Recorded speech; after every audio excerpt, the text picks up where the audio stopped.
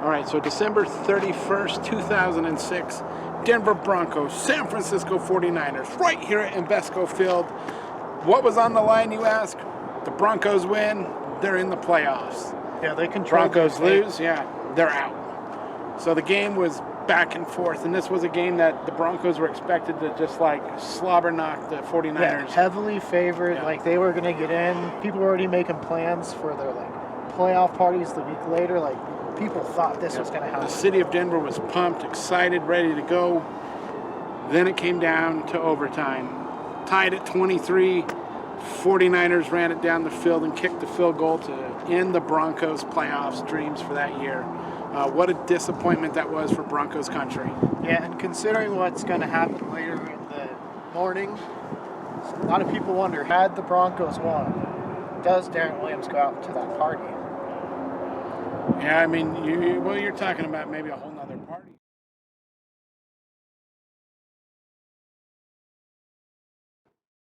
So who was Darrent Williams? Well, Darrent Williams was born in Fort Worth, Texas on September 27, 1982. He would later attend O.D. Wyatt High School, where he would play cornerback. And as a senior, he was actually named 7-4A Defensive Most Valuable Player. After high school, Williams didn't really receive a lot of looks from different colleges and only received offers from Texas Christian University, Louisiana Tech University, and Oklahoma State University. And so eventually he would, sign with OSU. To say he achieved a lot during his college is an understatement. I mean, he really took the opportunity and ran with it. Coming in during his freshman year in the second half of this season, he returned 2 interceptions for touchdowns against Baylor. Later, he would, play pretty well during his sophomore season, 53 tackles, 3 interceptions. And during his junior year, he actually earned first-team All-Big 12 Conference honors due to 6 interceptions and 66 tackles. During his final year, he actually only played 7 games, missing the last 3 due to injuries.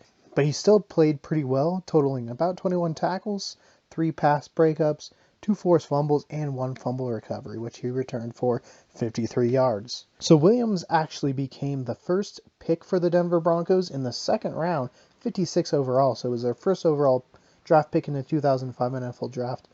And there's quite a bit of expectations for him to come in and line up across from Champ Bailey. So Williams obviously would take his first year and establish himself opposite Champ Bailey, recording 58 tackles and 2 interceptions. And this was all in just 9 starts in 2005. Obviously, in 2006, he would come in and play 15 games, recording about 86 tackles, 77 of which were solo, and gaining 4 interceptions. So unfortunately, his final game of his career and what would end up being his life, he left due to injury in the second half, but he still got 3 tackles and returned 2 punts for about 50 yards. Darren Williams for the touchdown.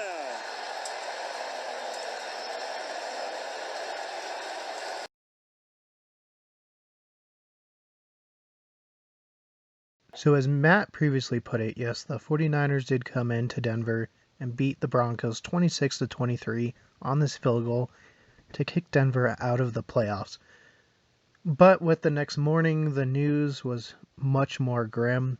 Obviously, with the murder of Darrent Williams that early morning right after the game, and just a pretty tragic scene for Broncos Nation.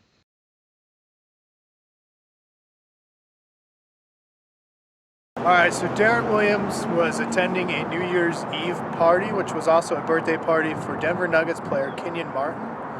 And during this party, there was apparently an altercation between some Crips and Broncos teammate Brandon Marshall. It is said during this altercation, though, that Darren Williams had no involvement. We're going to go ahead and take you to the site of the shooting now.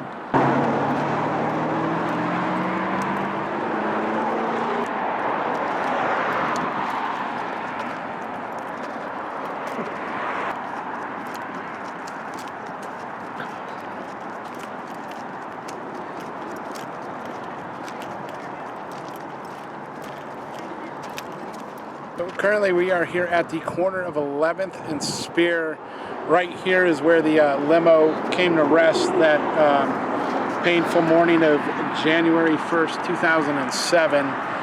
So pretty much right here is where the final resting spot of Darren Williams was when he had passed. So right here, January 1st, 2007 at 2:10 in the morning, this is the location where a white suburban SUV opened fire, causing it to veer off. So the coroner said that Darrent received only a single gunshot wound, and upon being shot, he fell into the lap of fellow Broncos player Javon Walker. Now, no one knows for certain who was the exact target of this shooting, though most speculate it was not Darren Williams, but possibly Kenyon Martin, the Nuggets player, or fellow Broncos player Brandon Marshall. At 2:30 a.m., Darren Williams was pronounced dead. Williams was survived by his 7-year-old son, 4-year-old daughter, and 24-year-old girlfriend.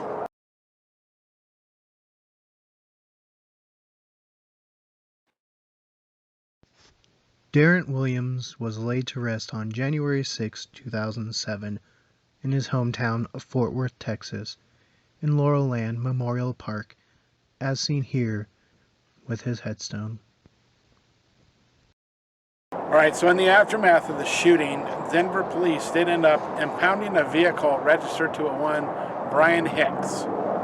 Yeah, and he was a Crips gang member who was already incarcerated for attempted murder and drug charges. 2008, the Rocky Mountain News made claims that they received a signed letter of confession from Crip member William Clark, who said he had confessed to the murder of Darren Williams.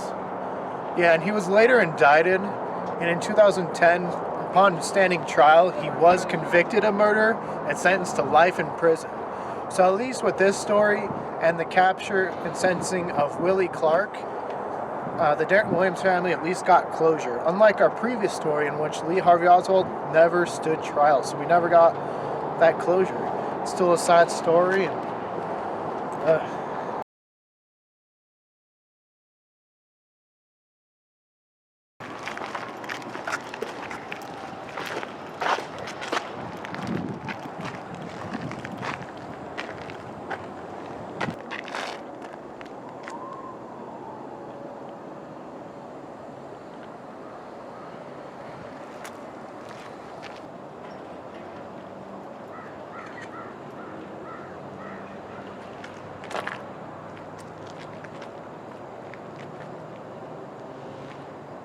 We should kind of renew the photo there.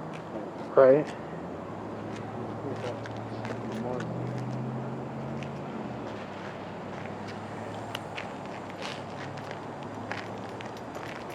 So Williams, growing up in Fort Worth, spent hours in the Fort Worth Boys and Girls Home, and upon joining the Denver Broncos, dedicated lots of hours to the Boys and Girls of Denver, Colorado. Memorial Center was opened in 2008, the Boys and Girls Club.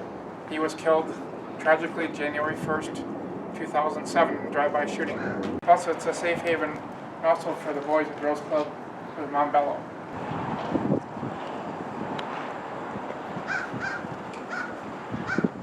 So with the help of the Denver Broncos, the Boys and Girls Club was able to erect this statue right here in honor of the fallen Denver Bronco.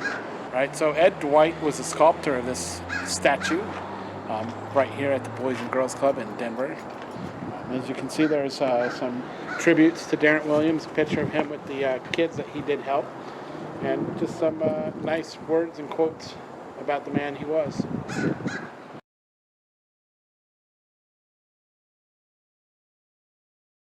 We feel for him. Being a member of the Minnesota Vikings fan crew, you feel for stuff like that. It's never easy to lose a player, and he was a bright, young superstar in the making. All right, much like Matt has said, this whole situation was sad, especially if you think for the children growing up without one of their parents. Myself not being a Broncos fan, I did live at Colorado, so obviously you're around all the Broncos stuff, and Champ Bailey, Darren Williams were big. Definitely people, myself playing defense, I could look up to. So it was kind of sad, for sure.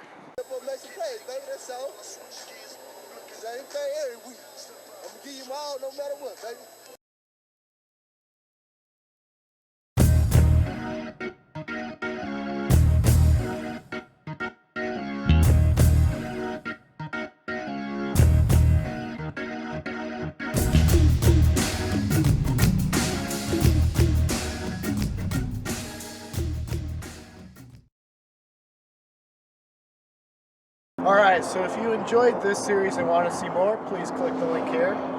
If you want to see more from us here at Culz Paranormal, click the link here. And don't forget to like and subscribe. And hit that notification bell and switch it from personalized to all if you want to get notified on all of our videos. Until then. See you next time. All right, so with the Denver Broncos and the Darren Williams Foundation, they did